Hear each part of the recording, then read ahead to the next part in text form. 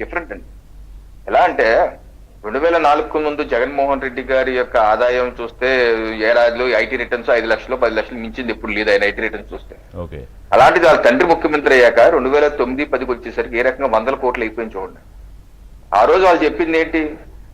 ఈ జగన్మోహన్ రెడ్డి గారి గొప్పతనం, రాజశేఖర రెడ్డి సంబంధం లేదు, ఆయన ముఖ్యమంత్రి ఆయన మేధస్తో ఇది సంపాదించారన్నారు. ఈ రోజు వాళ్ళే చెప్తున్నారు కుటుంబ సభ్యులే, ఇది రాజశేఖర రెడ్డి గారు రాస్తే అందుకని మాకు కూడా వాటా కావాలన్నారు. అంటే అర్థమైపోయింది కదా, రాజశేఖర రెడ్డి గారు పోయాక ఆ 100 కోట్లు రాజశేఖర రెడ్డి అడ్డుపెట్టే సంపాదించినటువంటి సొమ్ముని కాపాడుకుంటాకి పెట్టిన పార్టీ అది YCP party. YCP YSR criminal party ఆ సంపదని కాపాడుకుంటాకి పెట్టుకున్నటువంటి పార్టీ. ఆ రోజు నుంచి ఈ రోజు వరకు అదే నైజం. ఆయన అప్పుడు పార్లమెంట్ సభ్యుడిగా ఉన్నప్పటికీ పార్లమెంట్ రికార్డ్స్ తీస్తే 2009 నుంచి 14 జగన్మోహన్ రెడ్డి గారు ఆయన అటెండెన్స్ చాలా తక్కువ అండి, అసలు వచ్చేవాడు కాదు పార్లమెంట్. స్టిల్ కాదు లేదు కాదు రవికిరణ్ గారు ఏ రీజన్ తో వచ్చారో సరే, ఎంత కాదనుకున్నా రాష్ట్రానికి ముఖ్యమంత్రి అయ్యాడు ఆయన. 5 ఏళ్లు పరిపాలన చేసి వెళ్ళిపోయిన తర్వాత ఆ పార్టీలో మంత్రులుగా ఎమ్మెల్యేలుగా చేసిన వాళ్ళు ఇప్పుడు అంటే ఓడిపోయిన తర్వాత అంటే ఏమైంది? ఒకటి, ఎప్పటికీ అధికారంలోకి రాము అని క్లారిటీ అయినా వచ్చి ఉండాలా, లేదా ప్రజల మీద కోపాన్ని ప్రజల మీద చూపించలేక టీడీపీ నాయకుల మీదో మీ మీదో జనసేన మీదో, అంటే మిమ్మల్ని పెద్ద అండర్లేండి బీజేపీ నాయకుల్ని ఎక్కువ ఫోకస్ టీడీపీ మీదే ఉంటుంది, తర్వాత కొంత జనసేన నాయకులు అంటే ఏమొస్తుంది? అరెస్టులు చేస్తామని బెదిరిస్తే ఏమొస్తుంది? అంటే నేను ఒకటి చెప్తాను మీ ద్వారా ప్రజలకి, ఆ నేత ఆ పార్టీ యొక్క నైజాన్ని, ఆయన ముఖ్యమంత్రిగా అయినప్పుడు కూడా అనేకమైనటువంటి క్రిమినల్ యాక్టివిటీస్ ని ఏ ముఖ్యమంత్రి దేశంలో ఏ ముఖ్యమంత్రి సపోర్ట్ చేయని విధంగా ఆయన సపోర్ట్ చేశారు. మీరు ఒక రాజ్యాంగం ప్రమాణం చేసిన వ్యక్తి అండి, తన పార్టీ నేతలు ముఖ్య నేతలు వెళ్ళి తెలుగుదేశం పార్టీ కేంద్ర కార్యాలయం మీద దాడి చేసి పగలగొట్టి బుర్రలు పగలగొడితే ఎవరన్నా దాన్ని వెనకేసుకొస్తారండి? ఎప్పుడన్నా మీరు చూశారు మీ జీవితంలో, మీ జర్నలిస్ట్ జీవితంలో? నేనైతే ఎప్పుడు చూడలేదు. ఇది ముఖస్థుతి కన్నా సరే, ఇప్పుడు నా పేరు నాని గారి స్టైల్ చెప్పాలంటే రాత్రిపూట చేసేయండిరా పగలేని తెలియనట్టు ముందుకెళ్తే అలా ఉండాలి, రప్ప రప్ప అంటారు ఎట్రా అంటారు పేరు నాని.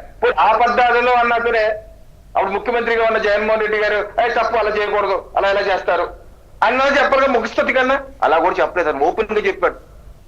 ఆయనంతా నా ఫ్యాన్స్ బీపీఎఫ్ చేసే తప్పేంటి? జోగి రమేష్ గారు చంద్రబాబు నాయుడు గారు ఇంటి మీద దాడి చేస్తే తప్పేంటి, నేను మంత్రి పదవి ఇచ్చాను తప్పేంటి? మనుషులే కాదు దేవుళ్ళు కూడా వదలలేదు. అసెంబ్లీలో అంత దారుణంగా వాడు మాట్లాడి తర్వాత మాజీ ముఖ్యమంత్రిగా అప్పటికి ఆయన ప్రతిపక్ష నాయకుడిగా ఉన్న చంద్రబాబు నాయుడు గారు కన్నీరు పెట్టుకుంటే మొన్న ఆయన ఏమంటాడు, ఎందులోనూ దూకి చావండి అని మాట్లాడుతూ, అంత ముందు అసలు అసెంబ్లీలో మా వాళ్ళు ఏమన్నారు అంటే అంత దారుణంగా మాట్లాడే స్థాయికి మరి నేను అనుకుంటున్నా ఎప్పుడు పడిపోయాడేమో ఆయనని. మీరైతే ముందు నుంచి అలాగే ఉన్నాడు అంటున్నారు. నేను ఒక సీక్వెన్స్ ఆఫ్ ఈవెంట్ చెప్తున్నాను. ఇప్పుడు ఈ రోజు మా ముఖ్యమంత్రిగా చూడండి, ఎన్డీఏ ముఖ్యమంత్రి చంద్రబాబు నాయుడు గారు మన కూడా ఏమన్నారు, ఎమ్మెల్యేలు తప్పులు పనులు చేయమంటే మీరు ఎవరు చేయటానికి వేయలేదు, ఎమ్మెల్యేలు కానీ ఎంపీలు ఎవరైనా తప్పు చేస్తే నేను ఊరుకోని అంటున్నారు. ఎవరన్నా మాలాంటి తప్పు చేసినా సరే పవన్ కళ్యాణ్ గారి నుంచి, చంద్రబాబు నాయుడు గారి నుంచి, పివిఎన్ మాధవ్ గారి నుంచి ఉపేక్షించాం.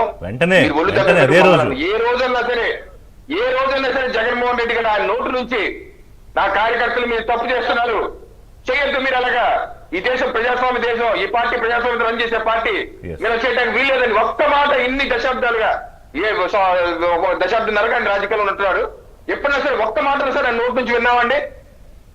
ఆయన ప్రజాస్వామ్యవాది కాదండి, అరాచకవాది. చంద్రబాబు నాయుడు గారిని నడి రోడ్డు మీద ఉరి తీయాలని చెప్పి అన్నారు ఆ రోజు. ఈ రోజు బావిలోకి సత్యపోలా అంటారు, 3 ఏళ్ళు ఎగిరిపోతానంటారు. ఇళ్ల మీద మీ ఇళ్ల మీద దాడి చేసి హత్య చేయమంటే మీరేం చేస్తారంటారు?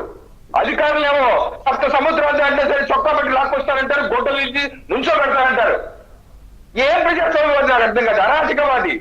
మొదటి నుంచి ఈ రోజు వరకు అదే అరాచకవాది. అందుకని అన్నారు ప్రజాస్వామ్య సిస్టమ్ లో ఈజ్ నాట్ ఎ ఫిట్. ఆయన సరిపడు. కాకపోతే మనం చేయవలసింది ఏంటి, ఆయన తాటాకి చప్పులకి ఎవరు భయపడరండి. ఏ రకంగా అధికారులు బెదిరించి తన మీద విచారణ చేయనివ్వకుండా చేస్తారు. నేను ఒక ఉదాహరణ చెప్తాను. అబ్బాస్ అన్సారీ అని చెప్పి ఉత్తరప్రదేశ్ లో ఎంపీ, మావో అసెంబ్లీకి ఎమ్మెల్యే. ఆయన ఇలాగే అధికారులు ఒక మాట అన్నారు, నేను వచ్చాక నీ సంగతి చూస్తాను, ఒక మాట అంతే హిందీలో, ఆప్కే బారే में అన్నాడు. ఆయన మీద కేసు నమోదైంది, 2 ఏళ్ళు విచారణ జరిగింది, 2 ఏళ్ళు జైలు శిక్ష పడింది, ఎమ్మెల్యే పదవి కూడా ఊడిపోయి పక్కన ఉన్నాడు. ఈ రోజు ఆయన మన జూన్ 1వ తారీఖు 2025 తీర్పు వచ్చింది, పోయింది ఎమ్మెల్యే పదవి కూడా. ఈ రోజు మనం కూడా, మన ప్రభుత్వం కూడా, ఎన్డీఏ ప్రభుత్వం కూడా అటువంటి చొక్కాలు అధికారులు పట్టుకొని సప్త సముద్ర సుబ్బారాయుడు సప్త సముద్ర లాగేసి ఆయన అధికారులు ఎస్పీలని కొట్టట్లేదంతే, కొట్టినట్టు పని ఏ చేస్తున్నారు. రకంగా మనం ఎందుకు కేసులు పెట్టట్లేదు?